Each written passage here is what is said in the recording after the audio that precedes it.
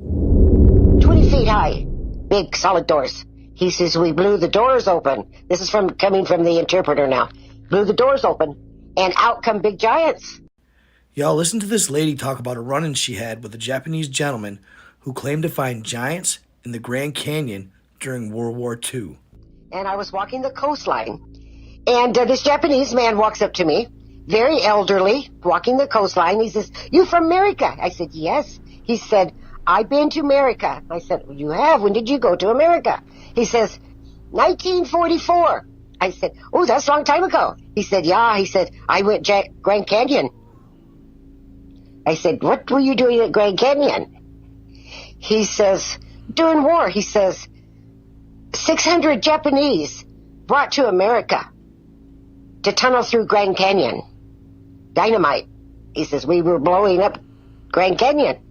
I said, well, what was the purpose? What were you mining for? He says, not mining. He says, looking. I said, well, the interpreter said, explain. And he says, looking for big giants. Looking for giants.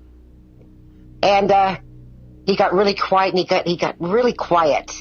And he said, I not tell all these years, not tell. He says, family, I tell, promise not tell. And I told the interpreter, I says, tell him he's safe, that he does need to tell. He says, you know about giants? I said, yes, I know about Nephilim, yes. He says, you do? And I said, yes. He says, And he got really quiet. And he talked to my interpreter, and then he said, tell American, I go Grand Canyon. He says, enter into big mine, big doors, 20 feet high, big solid doors. He says, we blew the doors open. This is coming from the interpreter now. Blew the doors open, and out come big giants. We flee for our life. He says, some not get away, and some not get away. I asked my interpreter, what did they do at that point? He says, brought in big helicopters, take us out, but put us in confinement for days and days and days and days. And they weren't going to let us out because we might tell. But finally, the interpreters told me that they finally, after days and days and days of them being in confinement, they finally let the few that were left go back to Japan. And he not tell all those years. And that was in 2012. He had not told anybody about the giants that they found. And they were alive. I don't know about you guys, but I'm just finding out that Venezuela had Iranian, Russian, and Chinese air defense systems in place while the U.S. carried out its military actions against Maduro's narco regime yesterday. This honestly surprised me. I had no idea that these communist nations were actually backing Maduro and even supplied him with their technology to combat or defend against the United States. Needless to say, their efforts were futile because the United States took all of 56 minutes to carry out its mission and capture Maduro. It just goes to show that these nations that we think are even close to us technologically may not be even in our realm after all. It's said that China has already written statements to Washington, more or less apologizing, and they are absolutely mind blown at how well the U.S. executes electronic warfare. We literally got past their air defense systems with ease, almost as if we were invisible.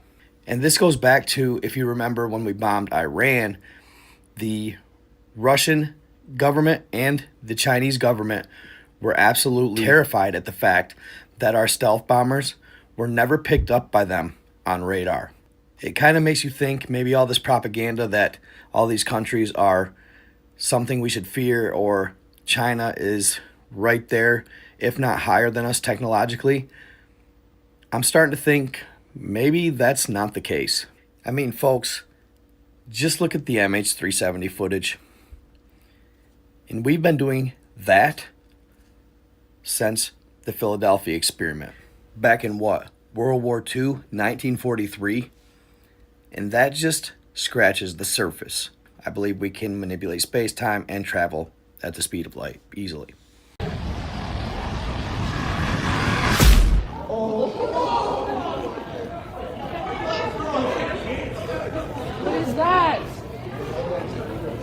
Bro.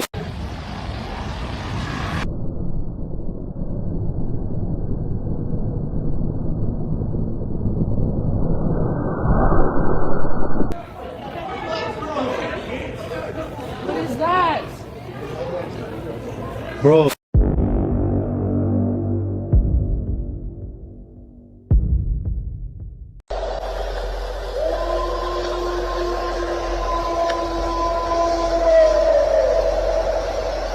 What the absolute fuck is that?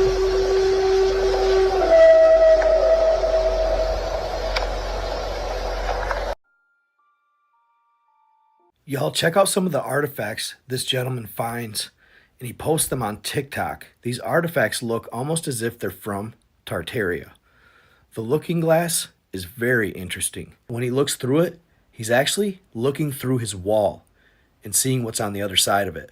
And the pyramid, how it reacts with precious metals like gold and silver, and it electrifies them. It makes me wonder if that has something to do or relates to the Great Pyramids. Take a look. Let me know what you think in the comments.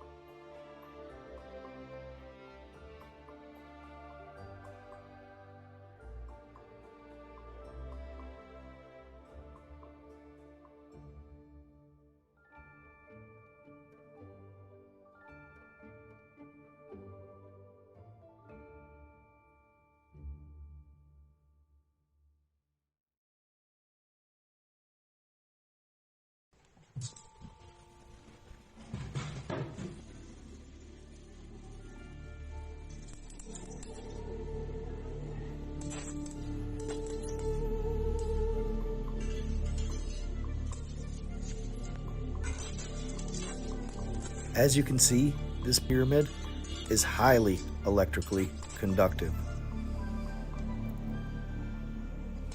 Any sort of metal seems to produce electricity when touching it. The flames seem to be attracted to it. Next, he'll put a piece of paper in between those faces in the pyramid, and it seems to just shred the paper. I can't tell if those 3 sections are floating. I don't think they are. But you can see the symbolism, the scorpion, and then what looks to be a pharaoh. Very interesting. Rantanautica wants us to walk 2 minutes into this corn. Nick, are you gonna go? If corn wasn't so dang itchy. We'll just try. I'm gonna stick my head in at least. All right, y'all. So late last fall, this couple was playing on the app Randonautica. They end up getting directions to go to a cornfield. And then they're told to walk 2 minutes into the cornfield. Well, naturally, the boyfriend decides he's going to do the task while the girlfriend sits in the car. He walks into the cornfield and something strange takes place. And it turns into an absolute nightmare. Take a look. Oh my god, that's all they need. Just get my head sheared off. Unlocking the car. Oh god. Oh my, oh. Oh my god! Whoa, look how deep that is! Great. Yeah, fuck this. No, you gotta put your head in. I'm gonna get a rash. You gotta put your head in. I'm gonna get a rash.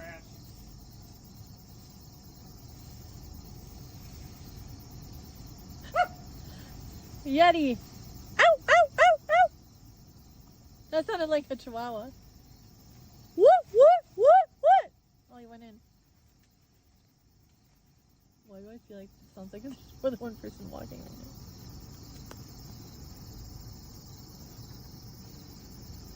now? Uh-oh. Oh my god.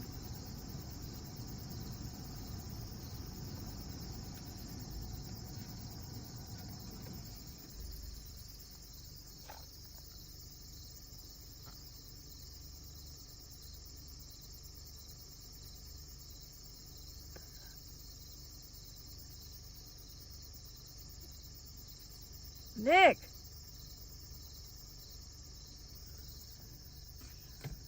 Glad I have the car keys. Oh my god. Nick?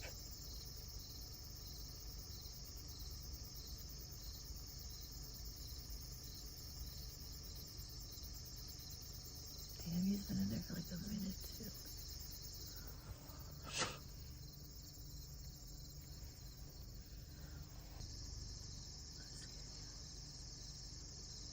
Nick?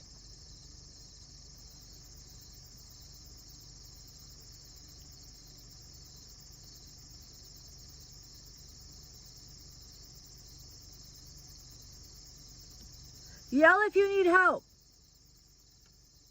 I'll call someone for you.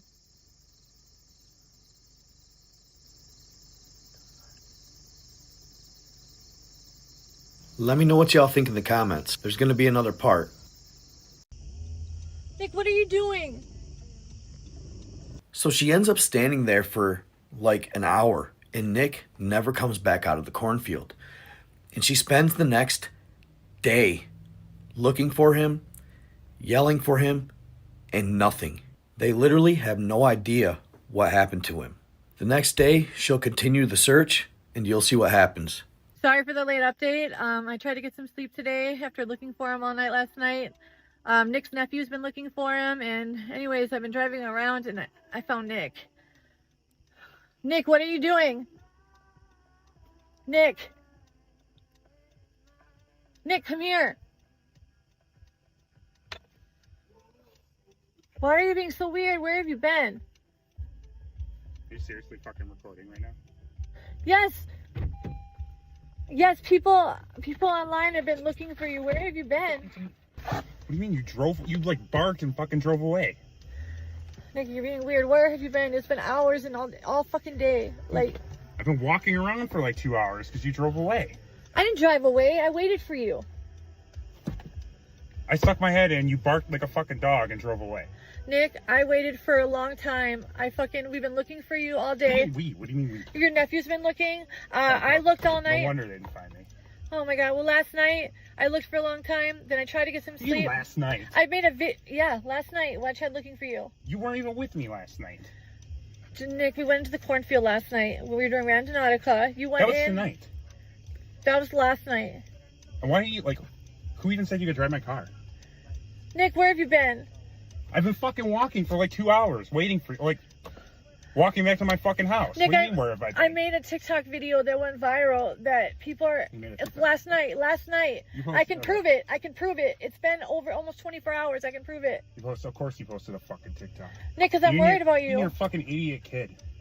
Oh Your my TikToks. God. Guys, am I chopped? Nobody ever compliments me. Nick, you're being Bunch of weird. fucking Hollywood wannabes, never will be's, never could be's, never have bids. My name's Pretty Poet, and I'm here to stay. Oh my god. You guys, I don't know what to do about this. Nick, you're being different. What's wrong with you? What's wrong with you? Where the fuck have you been? You've never treated me this way. I told you we've been looking for you. You can even look. Well, What's the last thing you remember? That I didn't want to go in, and you egged me to go stick my fucking head in, and then barked like a dog and left. Nick, I waited for a long time. You went in, I could hear you walking through, and then there was nothing, and I called out to you. I waited there for like 10-15 minutes. Oh, you're still full of crap. I swear to God, I can prove it. I can prove it. I recorded all of it. I can prove it. Are you okay? Yeah, I'm fine. This fucking phone. Wait, you're seriously fucking recording me right now? What do you guys think happened? Was it a glitch in the Matrix? Was it a shift in their timelines? Or are they full of it? Comment. Yes, I have to give these people an update. People were worried about you. Like, they were looking for you. They were researching how to help. I almost called the cops. You almost called. Yeah, it wouldn't be the first time. I don't know what's happening right now. Turn off the phone. Get this fucking... Also, guys, I just wanted to let y'all know, I do have a YouTube channel as well. The same exact name, but I actually compile all of my Facebook videos into long-form content for you guys to binge watch all in one place. So, if you want, go ahead, subscribe over there, and we'll see you next time. The 2013 Call of Duty Ghost game predicted what took place in Venezuela pretty much to a T. So back in 2013, Infinity Ward and Activision released the game Call of Duty Ghosts, about ghost soldiers who have to go into Venezuela and take out the Venezuelan president. And it's set in 2026. Can't make this stuff up, y'all. What blows my mind about it even more is the actual depiction of the war and the combat taking place in Venezuela in the game. It is almost identical to what took place in real life, with the what looked like fireworks, the whole flashbangs and the strobes and you name it, insane. The only difference is in the first mission, because there's two of them in the game that go to Caracas, Venezuela. The first one, they actually do take out the president. Then the second one, they go back and they capture his right-hand man, Victor Ramos. People don't really get that it was actually like a prequel sequel thing, where the first mission was actually chronologically set after the second mission. So that's why people are getting it confused and saying they captured the president. They capture his right-hand man in the second mission. You gotta love it. What is it? PSYOP? What do you think? Let me know in the comments. Is it just coincidence? I gotta hear what y'all have to say about it. So apparently a former security guard of Nicolas Maduro, who was boots on the ground during the US's extraction of the dictator, had a lot to say about what he witnessed that day. According to this gentleman, it's got the entirety of Latin America terrified of the United States. It's allegedly got the narco bosses throughout Mexico and Latin America shaking in their boots. So for all you people that said the cartel could actually keep up with the American military, laughable. This security guard said he watched 20 US soldiers, systematically wipe out hundreds of Maduro's men in a matter of minutes. His next statement actually blew my mind because I've never heard of this weapon being used in any form of war across the entire planet. His claim was that when the choppers were coming in, getting ready to engage, before they actually engaged and started firing upon the soldiers, they sent out some sort of loud sound or EMP or like a flash of light that resulted in these soldiers on the ground being completely disoriented, and all of them got gushing nosebleeds. They were pretty much incapacitated immediately. He said there was a total of 8 choppers and again 20 men that did all of this. And he also said that the drones were so fast you couldn't even see the damn things. The drones, they had nothing against. They were absolutely devastating. They couldn't stop them. I don't know, y'all, but after this, I'm pretty sure all the world powers are on their heels. And the world powers I'm referring to are China, Russia, and Iran, because they provided Maduro with electronic defense systems that were supposed to be the most advanced on the market. They couldn't even pick up any of our choppers, any of our soldiers, missiles, none of it. They couldn't pick up anything. And I think we've only scratched the surface on the technology that we possess for warfare. It's insane. God, I love being American. Let me know what you guys think in the comments. Looking forward to your opinions. And if you've heard anything else, let me know. These pictures, made from a Pathé News plane less than 4 hours before the tragedy, show the world's largest airship heading for Lakehurst, New Jersey. Over Newark's famous... The following is some very old footage of when the Hindenburg blimp blew up or caught on fire and fell out of the sky. I want you to notice something though. There's no actual video footage of the exact moment it blew up. The only footage is after it catches on fire and then falls to the ground. Even though they said on the production there was a guy filming the ground and there was a gentleman filming the blimp. But somehow the blimp blowing up, stricken from the final production, you can literally hear it blow up. You can hear it explode on the video. About to see the pictures he got when the ship exploded. Those aboard leaping for life from a flaming inferno. The actual crash of the Hindenburg. An airship destroyed in less than half a minute.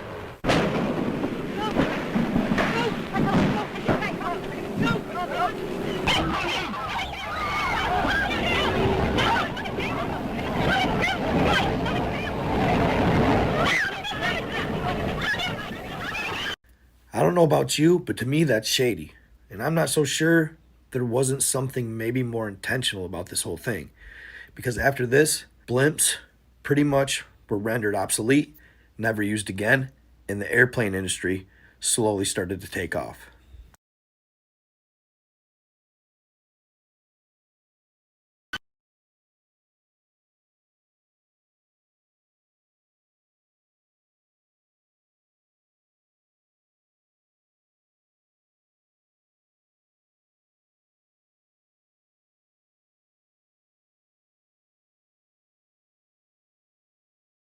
So this is the legend himself talking about Valiant Thor, a ambassador from Venus who landed on the Washington lawn in Virginia and worked at the Pentagon. Very intelligent.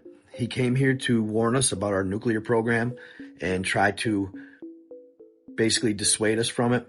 No, he was actually an extraterrestrial that landed here.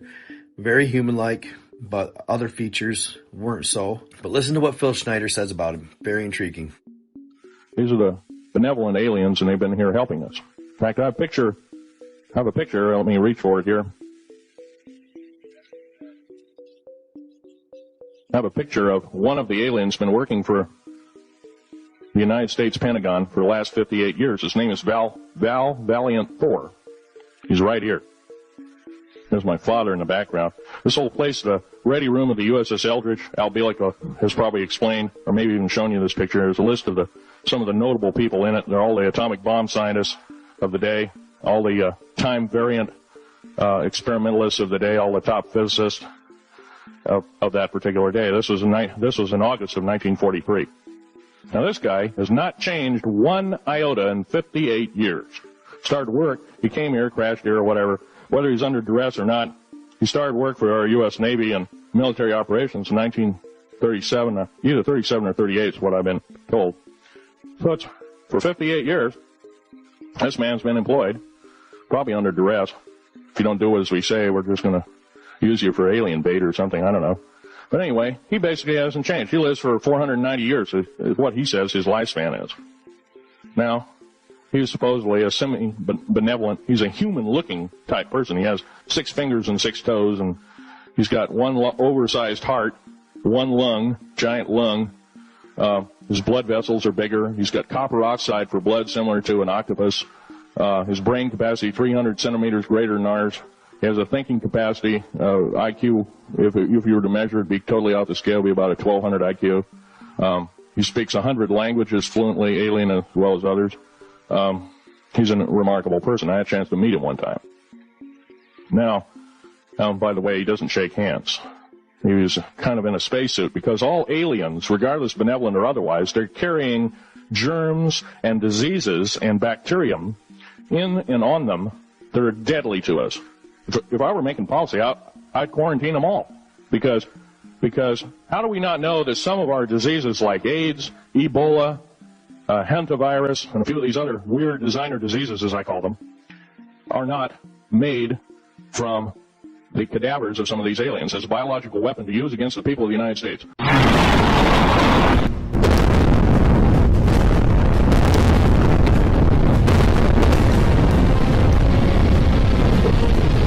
What you just saw in that video was Russia's new hypersonic Orishnik missile.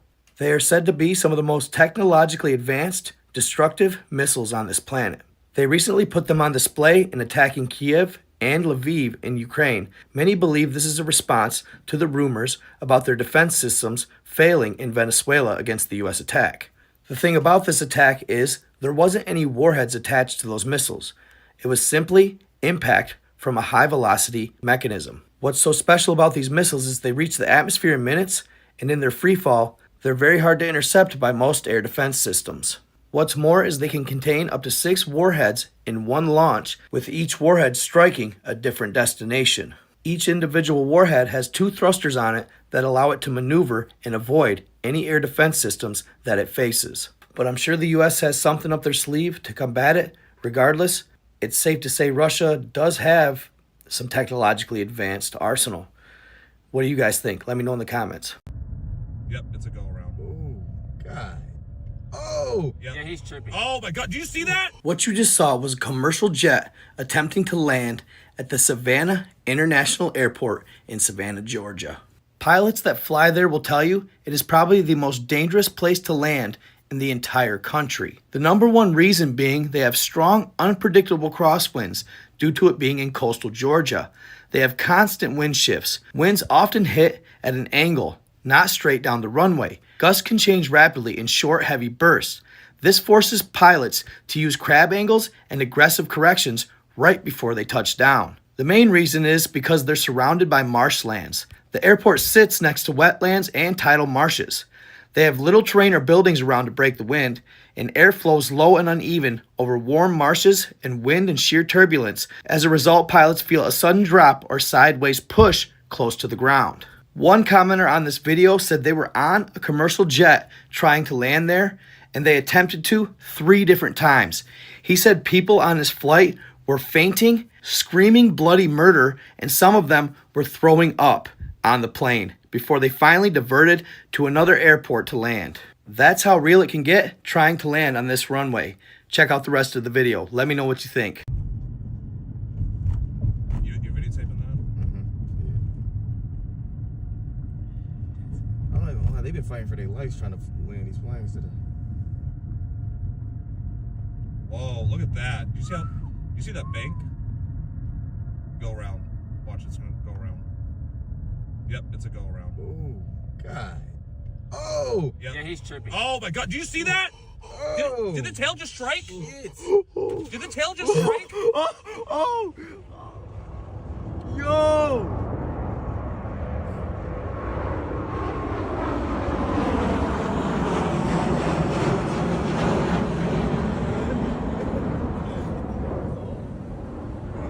So the new and ever popular prediction markets like Polymarket and Kalshi are now under a lot of scrutiny due to a bet placed right before Maduro's capture. Apparently an account made in late December, of which the owner has not been identified, made the bulk of his bets on Maduro's capture just mere hours before Trump announced it to the nation. Because of the timing of his wagers and the narrow trading he did prior, people believe that he had insider knowledge of classified operations that were going to take place that night. For those of you not familiar, prediction markets allow you to bet on almost anything, from Taylor Swift's top Billboard song to who's going to win the election in 2028. But as of late, not just because of that trade, they've been under a lot of scrutiny, and people are saying that it's pretty much the same as gambling.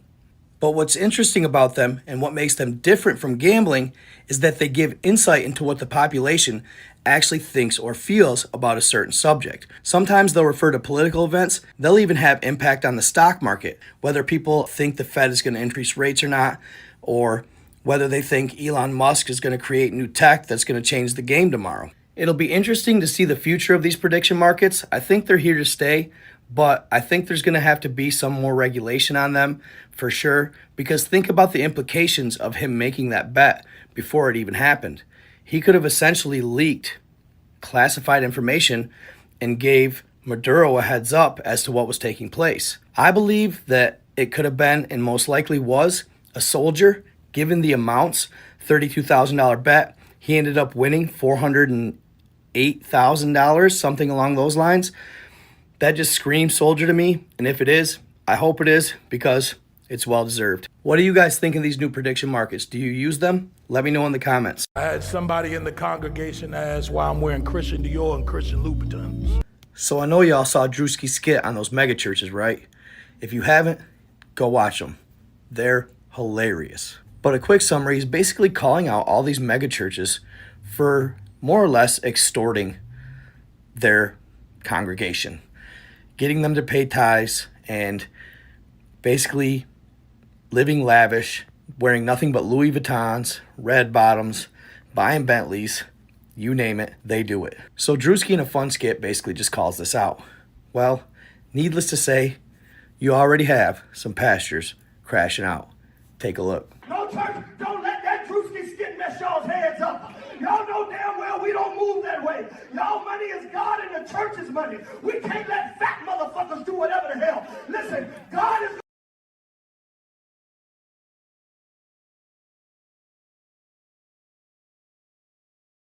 Man, y'all, did that bring back some memories? I know y'all millennials hear me.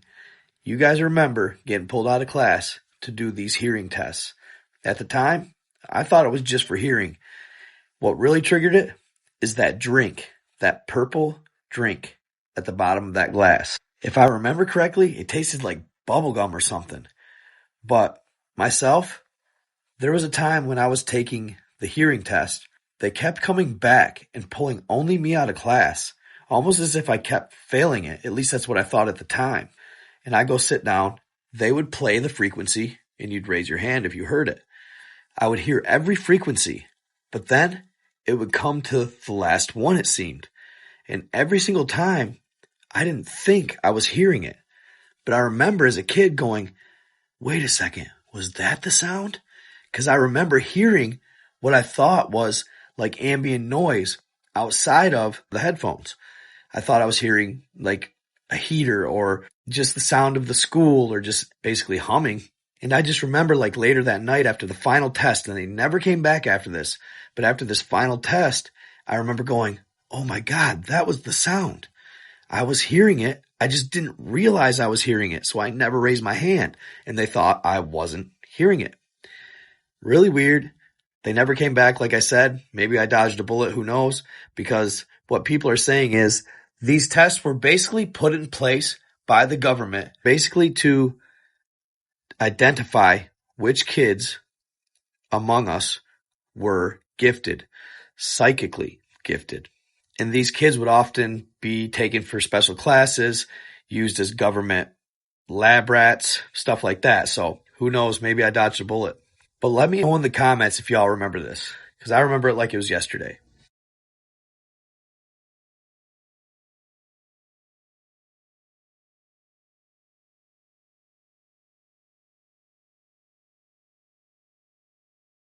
He's a fisherman.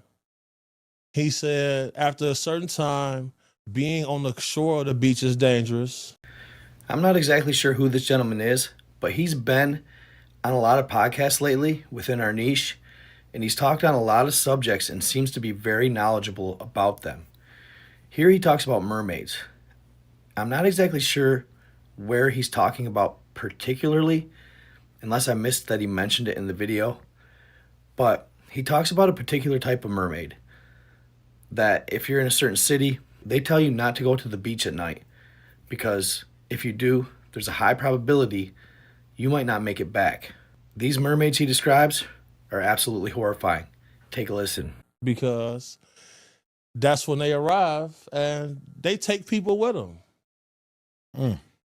Point blank period. And you know, everybody's compound on the coast got electric charged wire on top of the fences, barbed wire, and they all got these signs, danger.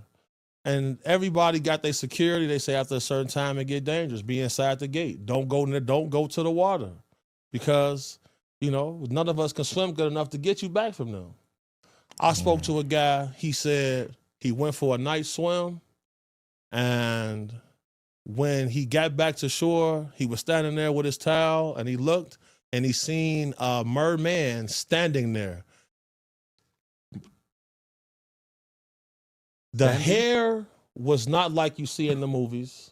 He said he had these large black eyes, and he said he got this compelling feeling to go into the water. And he said he glad he fought the thought because he said he felt like if he did, nobody ever see him again. And when I went to Puerto Rico, the locals said the exact same thing.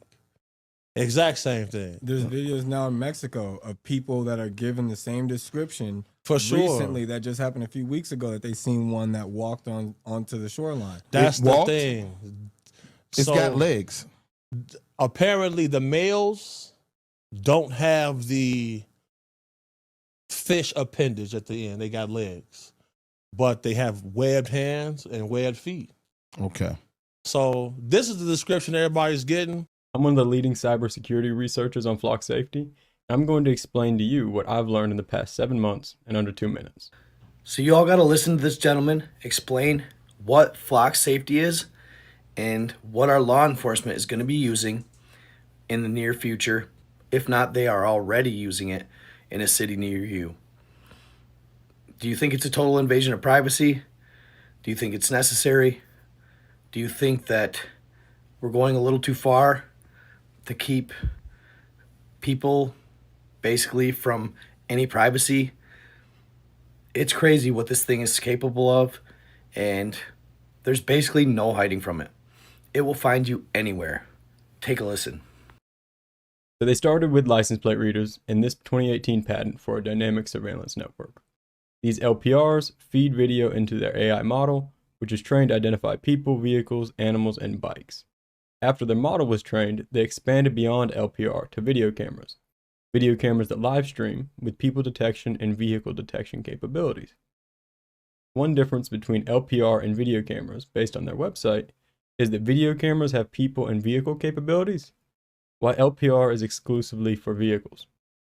Early in 2025, in a private seminar, they announced that all LPRs nationwide were upgraded into video cameras for free. So we can assume all LPRs are now video cameras and have their capabilities. So anytime you drive or walk past a flock safety camera, it detects your location, the time, and everything it can identify in the video, which is then stored for 30 days by default, and up to 5 years if your local police department pays for it. All this video becomes searchable content for you, your vehicle, or your license plate for however long they choose to store that data, but at a minimum of 30 days. Now, at this point, they needed more sensors in their dynamic surveillance network, so they created the Wing Gateway. The Wing Gateway turns any IP camera into an AI-powered flock camera. This means gas station cameras, residential cameras, payment terminals, Ring doorbells. Essentially, any device that has video can be integrated as another surveillance node. They then added Raven, which is their audio detection device for gunshots. But if they follow the same strategy we saw for the LPRs, in the next few years, we can expect them to have general audio surveillance integrated with everyday devices as well. All these camera and audio devices feed into Flock OS, where they could search and create alerts for people and vehicles. So every device in their network nationwide becomes a deputized surveillance node that's constantly watching or listening. Searches are done using Freeform, which is their natural language query engine. So you could say, find me a guy with a green hat and a blue shirt, or find me a landscaping truck, and it'll find every record that matches those identifiers from every device nationwide, if they allow it. Even though landscaping trucks aren't definitive, it'll show trucks with trailers, a truck with a tree sticker on the side, or even a truck with a lawnmower in the back. In one case, they saw a guy had a cowboy hat on his dash and was wearing a blue shirt inside the truck. So they found him by searching for a cowboy hat and a blue shirt. Once an individual is identified, they investigate them with Flock Nova, their intelligence platform marketed around the phrase, search once, see everything. Nova can take any identifier, a license plate, a name, email, phone number, address, and turn it from one data point into hundreds of data points, covering you and the people that you're associated with. One example is using your mobile advertising ID and the apps you use on your phone to track your location. Another example is using your address to know everyone that lives at your house and their ages. If they wanted to identify which people visited your house, they can create a geofence search around your address for all IP or device signals detected at your address for whatever time period they choose. My analysis of their code shows that you could be searched by email, phone number, social security number, name, address, license plate, IP address, online usernames, credit card numbers, and also cryptocurrency accounts. For these searches, there's no requirement for a warrant, reason, or case number in most circumstances. Some police departments require a case number to access Nova, while others require nothing. They once solved a case by using the LPR network. They identified the individual by his license plate, found his house by using Flock Nova, and then went to his house. The individual wasn't there, so they went back, used Nova again, and saw that at one point he had ordered food from a food delivery app to a friend's address. They went to that friend's address and arrested the individual. So when Flock Safety says on their website that their cameras don't capture personal information, that's narrowly true. But a license plate is tied to an identity, and your identity is nearly endlessly searchable in their system. And that is the architecture Flock Safety has spent years constructing while marketing license plate readers. If you like this, I'll be explaining more in new videos, and I recommend that you read my security research. Just want to go home. Why are you looking at me like that? Because I want to murder you. You want to what? Yeah. You want to murder me? So this young lady works at what I believe to be a nursing home. And on this particular night, she got assigned what they call the demon lady. In this video, you won't believe what she says. She talks about murdering 17 people. And some people believe she's telling the truth. Listen to what she says and let me know what you think in the comments. Yeah. Why? I just got real angry. I happened to pick up those cats. Girl. What? Why would you want to murder me? Flabberdo. What? Flabberdo. I picked one. You've done it before? Yeah, I've murdered quite a few. Oh, you have? You have to. Can't let the world keep growing like this. Oh, how many people have you murdered? About 17. Oh, wow. Yeah. How'd you do that? A knife, a very tall sword, and I'm not talking to you anymore. I'm looking at a bar of life. Oh. Well, God don't like ugly. That's Dr. Mary out there. I'll die. I will really die. Did your husband know you did this too? No. Oh, he didn't know you killed people? No, I never had a conversation with him, thank God. Because all I did was pray for him, honest to God. And I thought, he's going to be dead, or he's going to fall around a corner and die. He was very badly hurt. Did you kill him? Huh? Did you kill him? And you said you killed 17 people. You Yeah. murdered them? Yes. What did they look like? Were they men, women? No, I left them on the shore because I thought they'd like it in the beach instead of in the dry weather. Oh, so you put them in the water? Yeah. At the beach? Yeah. You did it by yourself? Yes. Wasn't that fair enough? So you was being a psychopath? What? Oh, no, that's not at all. You don't feel remorseful for it? No, not at all. Oh. And I didn't even speak to him. So your husband would pass out if you told him that you murdered people? Yeah. So why'd you do it? Don't put your hands on me, girl. Keep them fingers over there. No, don't touch my stuff, ma'am. No, I want you to keep your hands to yourself. You're not about to get crazy up in here, girl. No, you better relax. So what are you gonna do to me? Oh, I'm thinking. He's the Burj Khalifa of humans. Can you two stand up real quick? Those guys might be the tallest guys I've ever seen in my life. So Mr. Beast is at an event, what I believe to be Saudi Arabia, when he asked two young gentlemen to stand up. And you won't believe the size of these two men. They're absolutely huge. Do they look like they could be descendants of the Nephilim? Are they descendants of Tartarians? Let me know what you think in the comments. How tall are you guys? Wait, here, can you actually just come up real quick? Can you stand beside my CEO, Jeff, real quick, just for a comparison? It's just, I don't know these guys. I just walked in and it was, are you an NBA player? Are you actually? Oh, okay. Is this not crazy? Oh, because I'm gonna look like short. Okay, what is this? This is ridiculous. I feel like a toddler. Hey, wait, so you said you're an NBA player? You did and looked like skyscrapers. The legend of Long Mu, mother of dragons. Long Mu's story is one of the most tender and mystical dragon legends in all of Chinese mythology.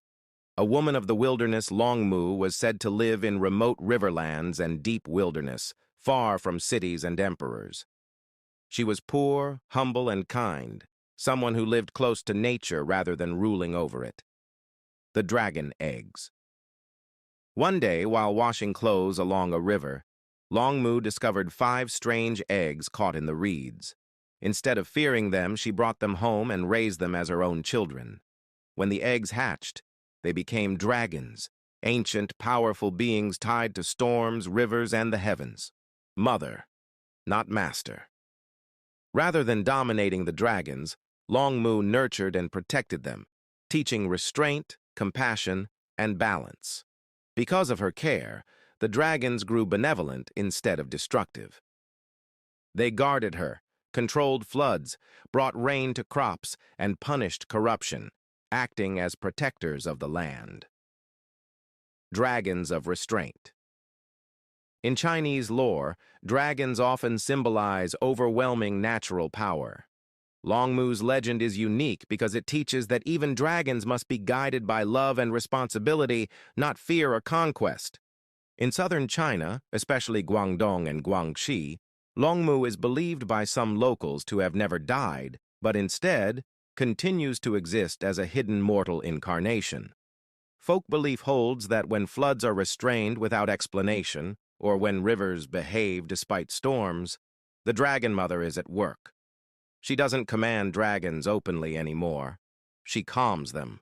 A persistent piece of southern folklore says, Longmu returns in each age as an ordinary woman living near water, a widow, a healer, a caretaker, someone overlooked. These women are said to live near rivers, marshes, or mountain springs, and is said to still be taking care of a lone dragon to this day.